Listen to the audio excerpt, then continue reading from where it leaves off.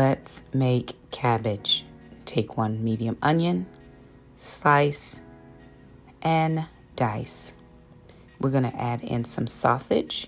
We're going to take our kielbasa and dice it into smaller pieces. Put your Instant Pot on the saute setting. Throw in your onions and sausage. Your cabbage, you're going to slice, decore, and chop into small pieces. You're going to stir around your onions and sausage. Wash your sink. We're going to salt water wash our cabbage into the Instant Pot. We're going to add in a tri-colored coleslaw, white cabbage, carrots, red cabbage, seasoned to taste, Pinot Grigio, 3 minutes on the steam feature. Stir, stir, stir. Scoop into your bowl. Enjoy.